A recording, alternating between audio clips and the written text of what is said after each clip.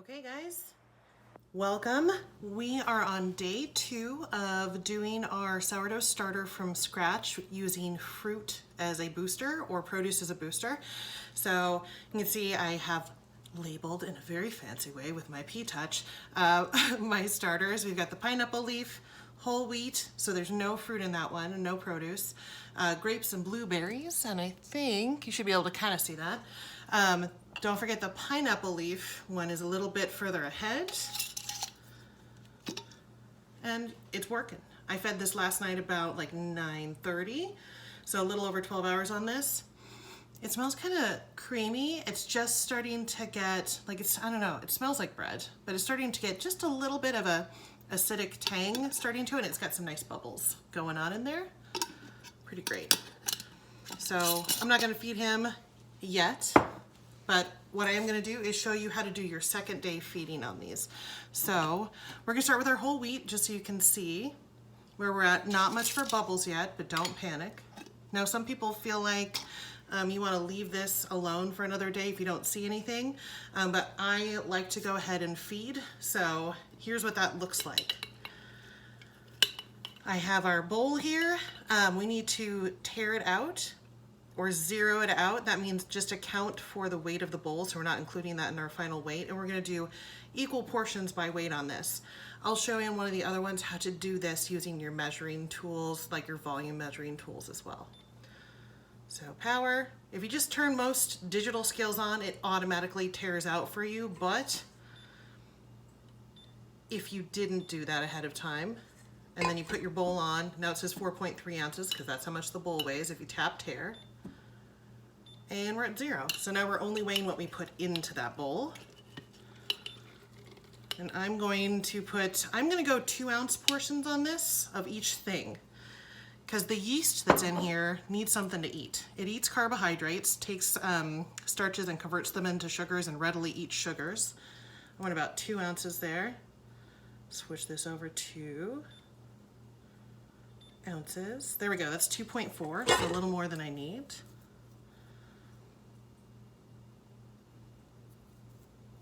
And this one, because whole wheat holds a little bit more water because of the bran, is going to be a little thicker. Now here's the sad part on this first part of the process, guys.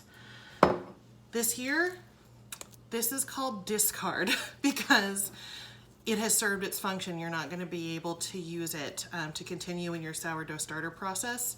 If you're already making some other kind of bread or batter, you can add that in there so it doesn't get wasted. Later on, once we have an active starter, I will show you what you can do with this, but right now, not a lot. So sadly, this is wasted, though. Sometimes I will bake this off and just give it to my chickens. Some people also like to just give this to their livestock because it's got nutrition and they'll eat it and turn it into something better, like eggs. So I'll just put that aside, shamefully.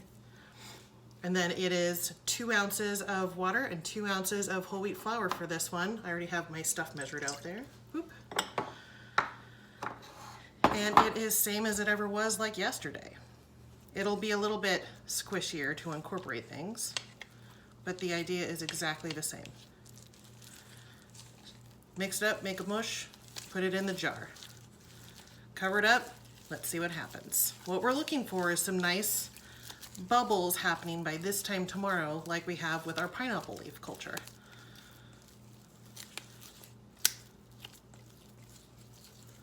There we go. Now this volume here is a little bit easier to work with. I like to start with a larger portion at first, just for the sake of having a larger potential pool of yeast cells. There we go.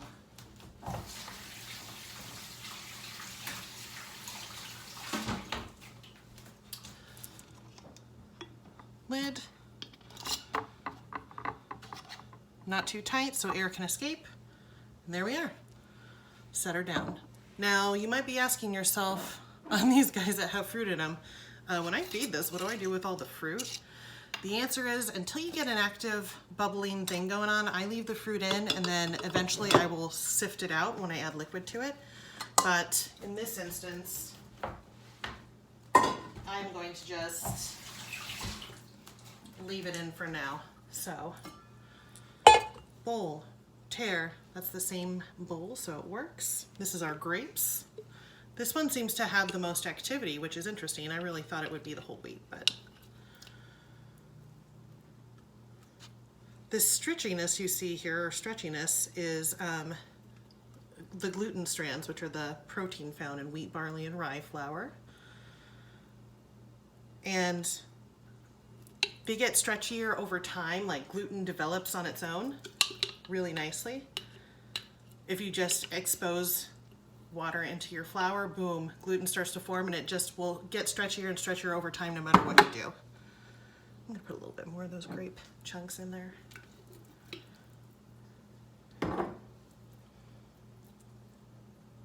I should bake some bread today with regular yeast. There we go. And then, same as the other one, 2 ounces of water, 2 ounces of flour. This is our all-purpose though.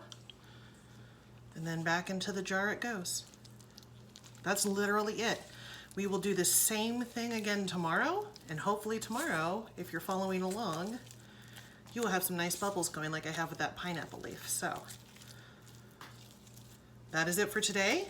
We will check in tomorrow. If you have any questions, leave them in the comments. Whoop. There we go. And we are gonna have some bread maybe next week if this is real active. You wanna give it usually 2 weeks, but we'll see how it looks. Thanks for watching and have a great day.